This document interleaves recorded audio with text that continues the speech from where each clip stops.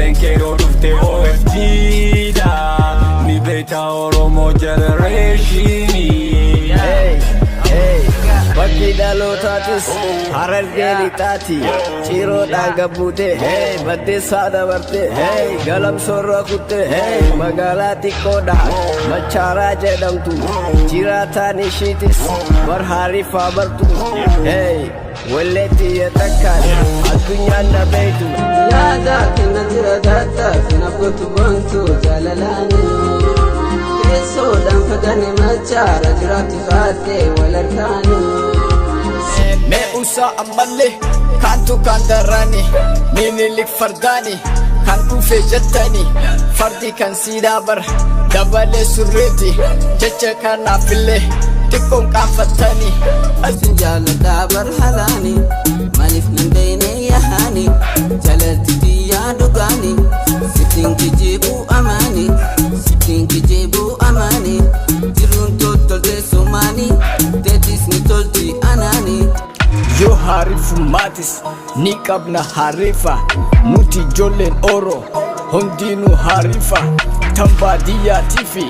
tan magaalaa cufa waan hin dhaamu qabu nama tokko tokko haariifummaa jechuun uffataani seetu akka dardara duritti leencaa qabadhee akka dardara duritti martoo hidhadhee akka dardara duritti filaa sukkadhee akka dardara duritti caantaa uffadhee simaafin dhufa horii bobbaasee otuni bashannanna shaashamannee deemna yoo barbaaddes baalee sumaan geessaa jimmallee my baby so sweetie dhugaanii bareetii bakka feetee si geesseetini hojii shaafaa janna عامل زهر بس ليش اشوفك فكرت ظروفي بظروفك اتعب زي يسيب لي مصروفك yaa dhugaa bakka ati jirtu tami sami mola farraa eessa si barbaadnu mee obsi agarra dhibeen nuti himannu akka tuulataafiti gosti isa hedduudha eeyyen hin garree ati gari mataa himata kan sammuu dhukkubsata عايش عمري معاك ما حقدر اسيبك لا لا لا لا ما حقدر اسيبك بحبك jaalallee tootan dura akkam nagaa fayyuma jaalattiitee namiite namummaarraa na baafte abdiyyee bareedu ilili fakkaatu yaa urjii hangaatu abdiyyee bareedu ilili fakkaatu yaa urjii hangaatu karaa dheeraan deema galmi koo fagoodha kaayyoo jabaan qaba abjuun koo guddaadha gaafa kaayyoof baatu qoreen ni baay'ata waa alaa waa mana hundumtuu qormaata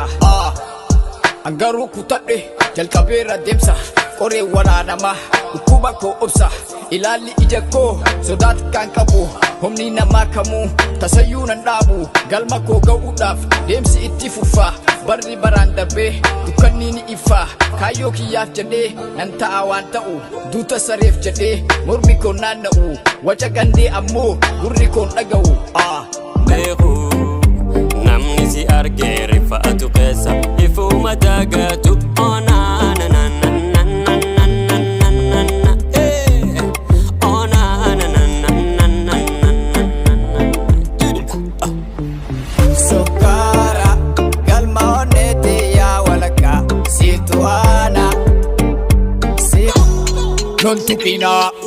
non tupina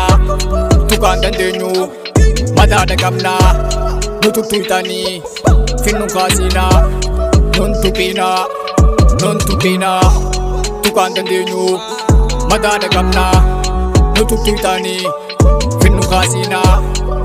Oromoo አይገዛም ትምህርት አልተማረም ስልጣንም አይዝም ሀገሩን አይወድም ብሎ ያለቅ ማን ነው አንተም እሱም ፈንዳ አንተም እሱም ፈንዳ